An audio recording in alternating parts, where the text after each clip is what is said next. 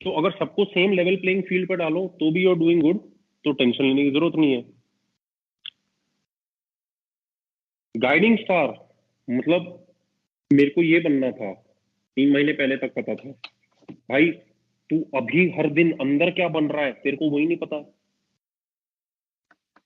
तो अंदर अगर तू आज के दिन में बदल रहा है तो ऑब्वियसली एक दिन तेरे को क्या बनना है, हो सकता है जिस प्रोसेस के थ्रू तू अभी जा रहा है that is a reset into a new character, जो वापस क्लैरिटी ले आएगा ऑन तेरा वो नॉर्थ स्टार क्या है, और ज्यादा रिफाइंड क्लैरिटी ला सकता है। तो अभी अगर समझ ले मैं एक पहाड़ चढ़ रहा हूँ, ठीक है, मेरे को एवरेस्ट चढ़ना है, तो मैं एवरेस्ट को साउथ डायरेक्शन से अप्रोच कर रहा हूँ, ठीक है, और मेरे को टॉप दिख रहा है, और क्योंकि मेरे को टॉप दिख रहा है, मेरे में वो अर्जुन की तरह मछली की आंख वाला फोकस है। फिर हो सकता है बीच में एवलांच आ गई है, यहाँ पे पूरा का पूरा रास्ता ही नहीं है, मेरे को थोड़ा डाइवर्जन लेके जाना पड़ रहा है। अब मैं डाइवर्जन लेके जा रहा हूँ तो वहां पे बीच में एक मिनी पहाड़ है, उसकी वजह से मेरे को वो ऊपर वाला पहाड़ नहीं दिख रहा जो अल्टीमेट टॉप है। तो क्या इसका मतलब कि मैं कभी ऊपर पहुंचूंगा ही नहीं, क्योंकि मुझे अभी नहीं दिख रहा। अंधकार में भी तो खेलना जरूरी है ना जिंदगी में। पता है कहीं ना कहीं पहुंचना है, इसलिए भूख है, इसलिए बात कर रहा है, इसलिए टेंशन है, इसलिए स्ट्रेस है। साफ नियत की वजह से टेंशन और स्ट्रेस है कि हाँ कुछ बनाना है अपने आप का। नियत अच्छी है, टेंशन वहीं पे छोड़ देनी चाहिए क्योंकि इच्छा अच्छी है। फिजिकल में कंफ्यूजन है, इसका मतलब ये नहीं कि खुद को डाउट करना शुरू कर दिया, नहीं, नियत कभी गलत थी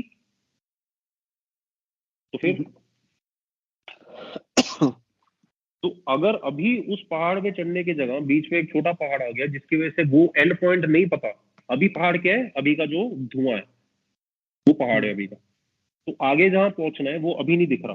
कोई टेंशन नहीं, इस धुएं में से जब निकलेगा हो सकता है जहां पहुंचना था वो या तो और ज्यादा आसान लगे, या कहीं और पहुंचने को जो शायद उससे भी ऊंची चीज है तेरे लिए, दुनिया में नहीं, हो सकता है वो दुनिया में एवरेस्ट से छोटा माउंटेन हो लेकिन तेरे लिए ज्यादा अहमियत वाला माउंटेन हो सकता है वो विजन मिल जाएगा। क्योंकि हो सकता है जब ये धुएं को तू सर्कमवेंट करके आगे आएगा, एवरेस्ट से ज्यादा तेरे को समझ ले कंचनजुंगा की पीक प्यारी लग रही हो कि मुझे वो एक्सपीरियंस चाहिए, मां चुदा गया एवरेस्ट। रास्ते में सीखा तूने, रास्ते में बदला।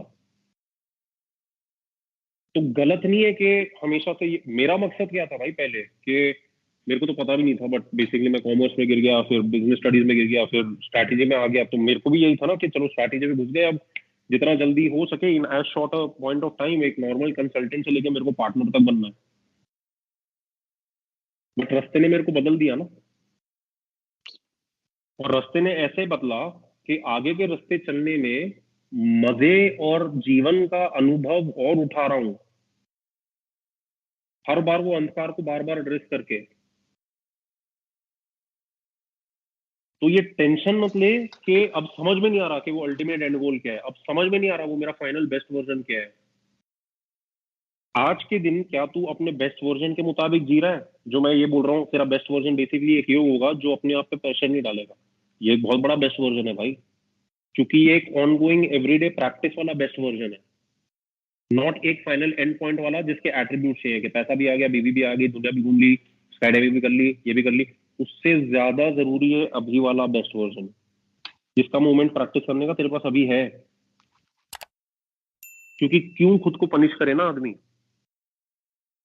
अपना माइंड अपनी कुतिया होना चाहिए भाई।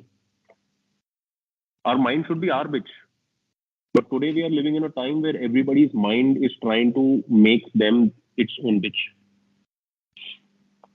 तूने देखा होगा, मैं तो एक्टिव हूं नहीं इंस्टाग्राम पे, बट थोड़ी देर पहले मैंने 1 2 3 हफ्ते पहले शायद मैंने एक स्टोरी डाली थी, सब बीमार है, देखा था?